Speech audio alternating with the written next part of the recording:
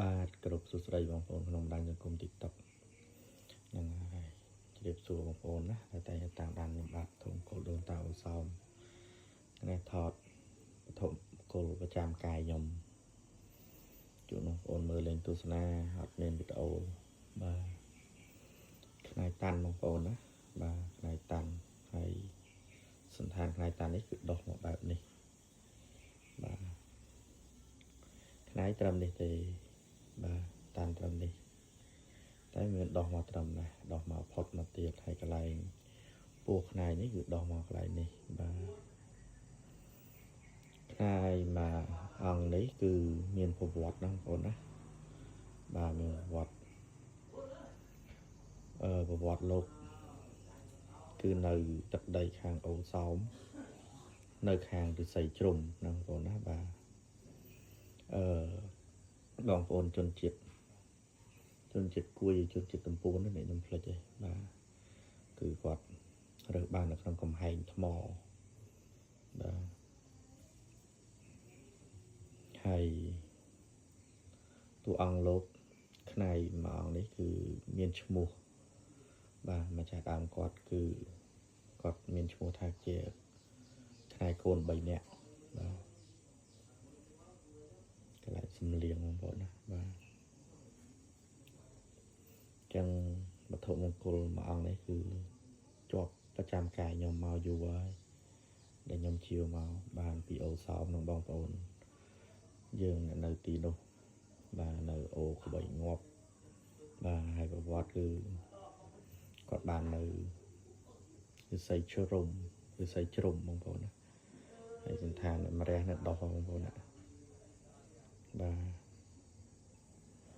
តាន់100%បងប្អូនអត់មានកន្លែងណាប្រហោងទេកន្លែងនេះគឺតាន់ទាំងអស់កន្លែងរុំនេះគឺតាន់ទាំងអស់ស្អាតទាំងអស់អត់មានរុំបិទបាំងអីទេគ្រាន់តែរុំបោះឲ្យជាប់ដើម្បីចងពាក់ទេបាទកន្លែងនេះខួចបាទខួចត្រឹមនេះបាទហើយកន្លែងនេះដូចសាច់ថ្មិញអញ្ចឹងហ្នឹងហើយអញ្ចឹងក៏ថតជូនបងប្អូនមើលលេងទស្សនាមុនថ្ងៃសិល8រោចនេះផងដែរបាទកន្លែងនេះសឹកបាទសឹក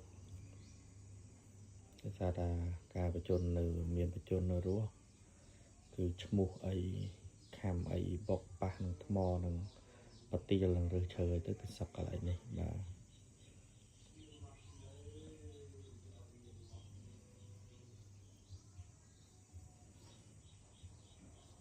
កន្លែងនេះដូចផ្កាកលាបហ្នឹងដោះចេញមកនេះបាទដោះចេញមកនេះដូចផ្កាកលាបចឹងខ្វង់ចឹងក៏ចែកជូនបងប្អូនមើលលេងទស្សនាជាចំណុចចក្ខុព្រះអង្គនេះ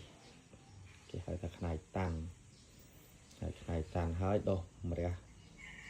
ស្អាតតាមសន្តានខ្នែនេះបាទអត់មានកន្លែងប្រហោងទេបងប្អូន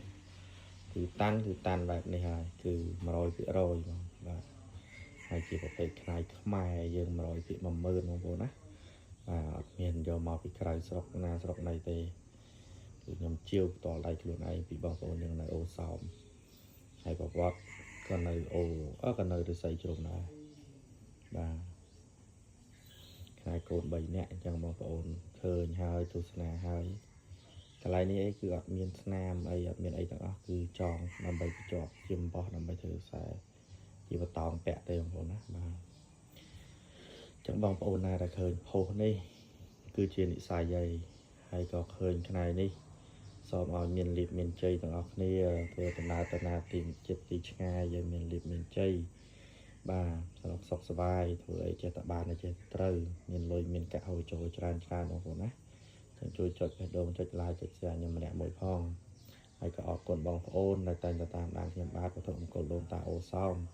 ដែលតែងតែចូលចិត្តអាណិតស្រឡាញ់ខ្ញុំជូនពរបងប្អូនមានលៀបមានជ័យសុខសប្បាយឈ្នះអស់មានសត្រូវតាម8ទិសរកស៊ីមានបានទាំងអស់គ្នាសាធុមានលៀបបងប្អូនណាបាទ